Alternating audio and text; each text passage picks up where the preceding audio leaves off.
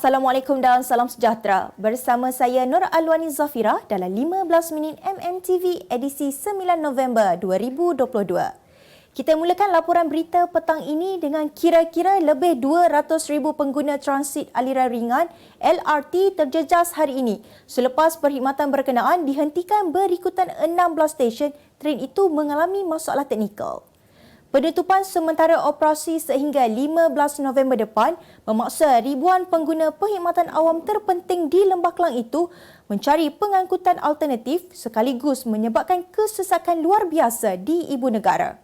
Kebanyakan stesen bas berhampiran stesen LRT sesak sejak awal pagi manakala orang ramai terpaksa menggunakan perkhidmatan lain termasuk e-hailing untuk sampai ke tempat kerja. Sementara itu, Prasarana Malaysia Berhad memohon maaf dan menegaskan penutupan itu perlu dibuat berdasarkan faktor keselamatan. Ketua Pegawai Eksekutifnya Muhammad Azharuddin Maksah berkata, stesen LRT di antara stesen Kelana Jaya sehingga stesen Ampang Park ditutup bagi mencari penyelesaian penuh kepada masalah sistem kawalan tren automatik yang tidak stabil. Katanya siasatan awal mendapati ada gangguan pada komponen berkenaan yang menyebabkan kehilangan signal antara pusat kawalan dengan tren sekaligus menyebabkan tren tidak dapat beroperasi secara automatik. Selepas mengambil kira faktor keselamatan pada penumpang serta masa yang akan diambil untuk mengenalpasti punca gangguan dan sesi ujian perkhidmatan di antara stesen LRT Kelana Jaya dan stesen LRT Ampang Park digantung selama 7 hari bermula pukul 6 pagi hari ini. Kita ke berita seterusnya, Barisan Nasional tidak berdepan sebarang tekanan walaupun ada parti lawan yang mendakwa mampu memenangi kerusi parlimen dengan jumlah tertentu pada pilihan raya umum ke-15 kali ini. Timbalan pengerusinya, Datuk Seri Mohamed Hassan berkata, BN sememangnya sudah mengetahui jumlah kerusi yang mampu dimenangi berdasarkan kajian dalaman dan sumber maklumat parti. Mohamed yang bertanding di Parlimen Rembau memberitahu, berdasarkan data terkini yang diperolehi bagi setiap kerusi yang ditandingi, tiada alasan kukuh untuk BN menekan butang panik. Mengakui ada kerusi yang sukar, bekas Menteri Besar Negeri Sembilan itu berkata, BN tetap perlu bekerja kuat terutamanya untuk mengurangkan jumlah majoriti undi di kawasan terbabit. Calon Barisan Nasional BN bagi Parlimen Sungai Buloh, Khairi Jamaluddin menyuarakan hasrat untuk memimpin UMNO dan seterusnya menjadi Perdana Menteri. Hasrat itu dinyatakan secara terbuka ketika ceramah program di Taman Saujana Utama Sungai Buloh selain meminta penduduk di Parlimen berkenaan memberi kemenangan kepadanya pada PRU kali ini. Katanya ia adalah kali pertama dia berkongsi impiannya selain yakin sekarang adalah waktunya untuk beliau bersikap jujur. Menurut Khairi, buat masa ini sokongan penuh harus diberikan kepada Datuk Seri Ismail Sabri Yaakob yang juga merupakan calon Perdana Menteri bagi Barisan Nasional. Ketika ini, Parlimen Sungai Buloh menyaksikan pertembungan 7 penjuru dan pada PRU 14 lalu, kerusi ini dimenangi oleh R. Sivarasa daripada Parti Keadilan Rakyat dengan majoriti 26,634 undi.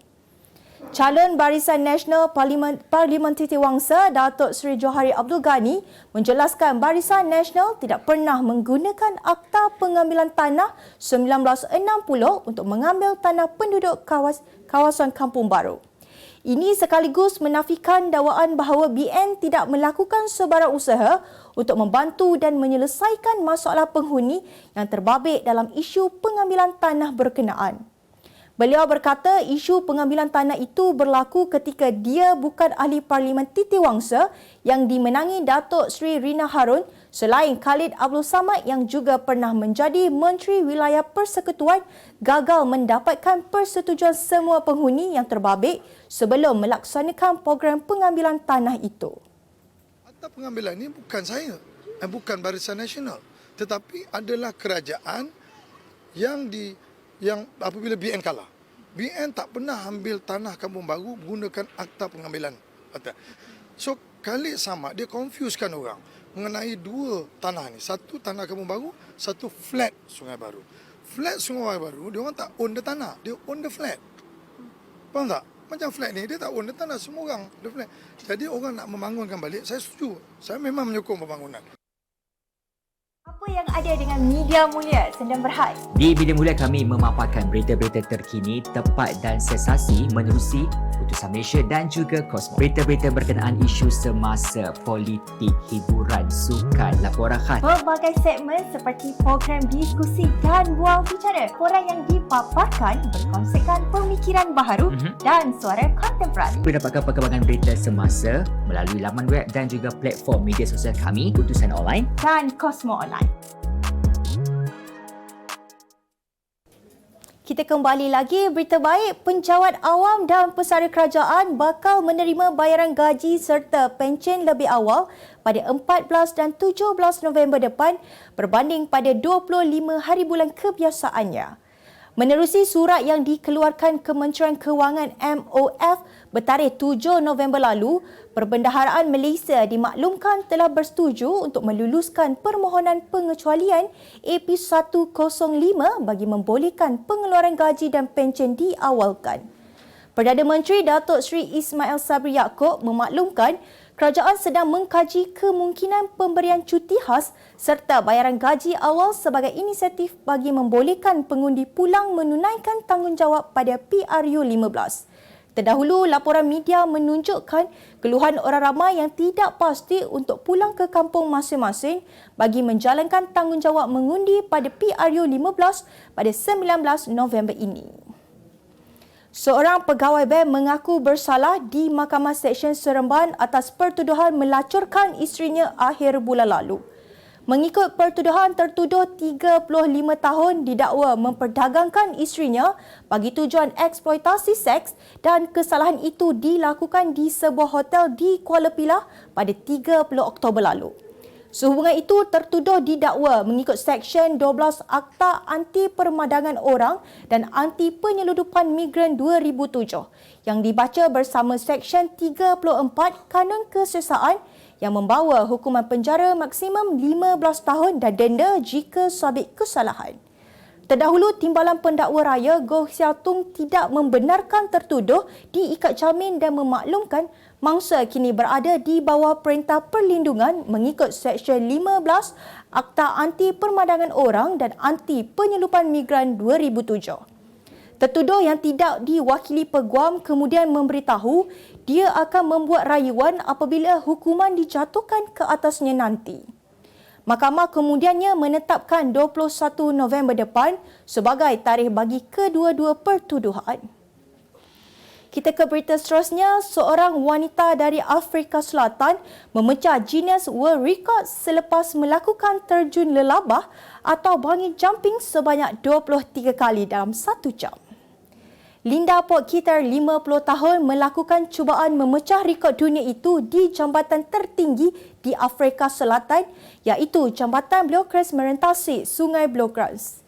Wanita berkenaan turut mengatasi rekod sebelumnya yang dicipta oleh Veronica Dean pada 2003. Juga dari Afrika Selatan yang melakukan 19 terjun lelabah dalam masa 1 jam di lokasi sama. Menurut Potgieter, dia bersiap sedia untuk melakukan rekod tersebut dengan bantuan jurulatih Yevgeny Ilov yang melaksanakan sesi latihan ketat bagi meningkatkan keupayaan dan kecergasannya ke tahap tertinggi. Sekurang-kurangnya 15,000 kematian dicatatkan tahun ini di benua Eropah ekoran cuaca panas melibatkan Sepanyol dan Jerman sebagai negara paling teruk terjejas.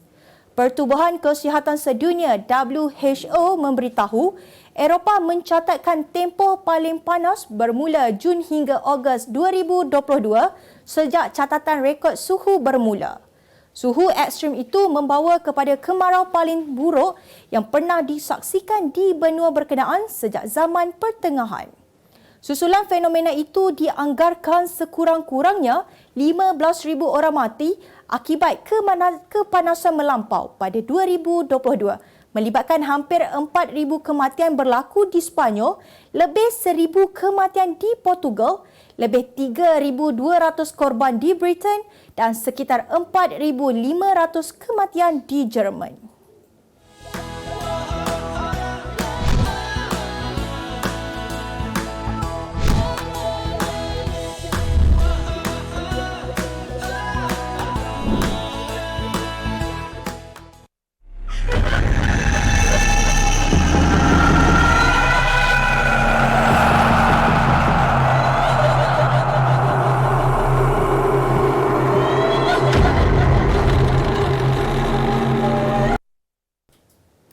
Terima kasih kerana terus setia bersama kami.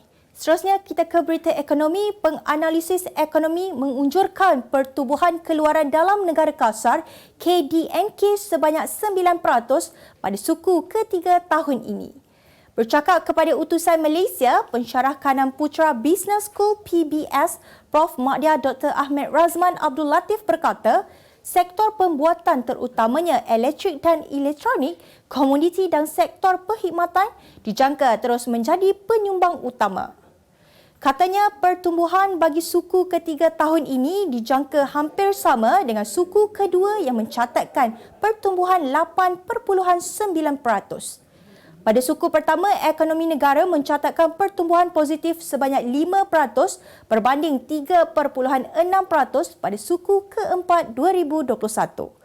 Mengulas mengenai kesan kenaikan kadar dasar semalaman OPR terhadap KDNK negara, Ahmed Razman berkata kenaikan tersebut akan menyaksikan pertumbuhan KDNK yang lebih perlahan pada suku keempat.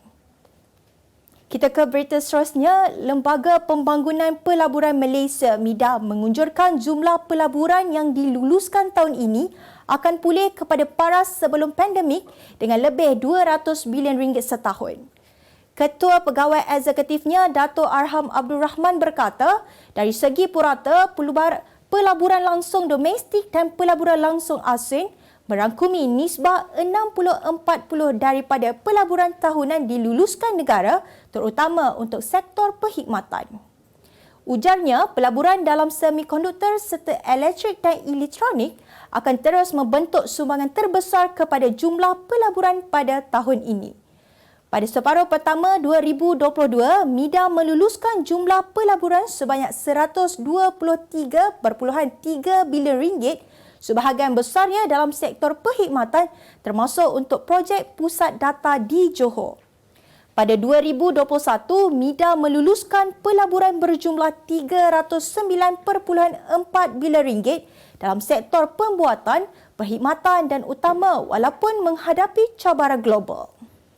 Kita ke berita seterusnya. Pengurus Chelsea Graham Potter sedia merombak kesebelasan utama menjelang pusingan ketiga Piala Liga Inggeris EFL menentang Manchester City di Stadium Etihad awal pagi esok.